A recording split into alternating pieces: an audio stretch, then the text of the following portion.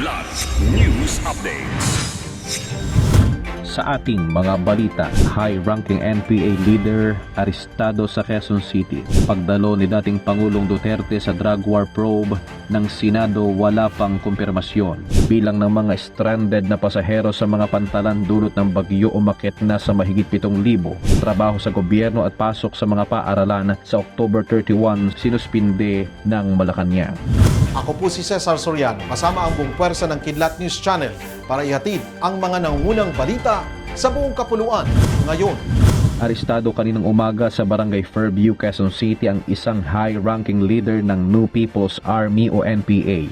Sa bisa ng warrant of arrest sa mga salang murder at kidnapping, nasa kote si Wigberto Villarico alias Bailon, ang pinakamataas na pinuno ng Southern Tagalog Regional Party Committee at mataas na opisyal ng Political Bureau ng CPP-NPA-NDF.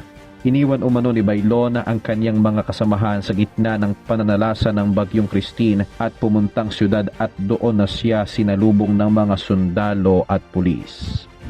Wala pang kumpirmasyon na dadalo si dating Pangulong Rodrigo Duterte sa hearing ng Senado ukol sa war on drugs ng kanyang administrasyon, saad ni Senate Minority Leader Aquilino Pimentel III. Ani ni Pimentel, ipinaalam sa kanya na nag-aalinlangan umano ang dating Pangulo. Taliwas ito sa unang inanunsyo ng senador na sinabi umano ni Senator Ronald De La Rosa na dadalo si Duterte sa hearing sa Lunes. Dagdag ni Pimentel, mas mainam na maghintay na lamang ng mangyayari sa Lunes at makita kung naroon ba o wala ang dating Pangulo.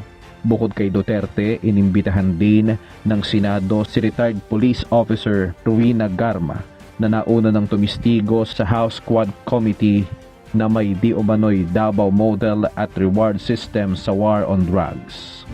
Umabot na sa mahigit 7,000 pasahero ang stranded sa ilang pantalan sa bansa, dulot ng Bagyong Christine ayon sa Philippine Ports Authority o PPA. Sa datos ng PPA ngayong araw, umabot na sa kabuang 7,674 na pasahero ang naantala sa kanilang mga biyahe sa 15 daungan sa bansa. Pinakamarami rito ang mga pasaherong naipit sa Port Management Office o PMO sa Bicol at Eastern Leyte at Samar.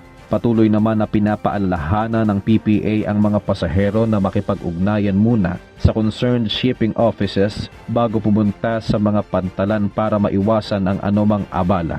Samantala, iniimbestigahan pa rin ng PPA ang insidente ng pagsadsad ng MTKR Cassandra at Super Shuttle Roro 2 sa Batangas Port sa kasagsagan ng pananalasa ng Bagyong Christine. Sa inisyal na investigasyon, bandang alas 3 ng madaling araw kanina, nang mapuna nila ang masangsang na amoy na mula sa tumagas na langis sa MTKR Cassandra na sumadsad sa ferryberth. Habang nawala naman ng angkla ang Super Shuttle Roro 2 dahilan upang magpalutang-lutang ito sa nasabing pantalan. Sinuspindi ng Malacanang ang trabaho sa lahat ng tanggapan ng gobyerno at pasok sa mga paaralan sa darating na October 31. Sa inilabas na Memorandum Circular No. 67 na nilagdaan ni Executive Secretary Lucas Bersamin, mula alas 12 ng tanghali, October 31 ay suspindido na ang mga trabaho sa gobyerno at mga paaralan sa lahat ng antas. Ito'y upang magbigay daan sa mga kawani ng gobyerno na umuwi sa kani-kanilang mga probinsya upang gunitain ang All Saints Day at All Souls Day. Samantala, magpapatuloy naman ang operasyon ng mga kawani ng gobyerno na naghahatid ng mga basic at health services, disaster response at iba pang serbisyo. Habang ipinauubayan naman ng palasyo sa mga pribadong kumpanya ang desisyon kung magdideklara sila ng work suspension sa October 31. Para sa Kidlat News Updates, ito si JP Adaw, nag-uulat. At inyo pong natunghayan ang mga headlines sa nakalipas na mga oras. Manatiling nakatutok para sa mga susunod na updates at breaking news. Ako po si Cesar Soriano, kasama nyo sa bawat pagputok ng balita.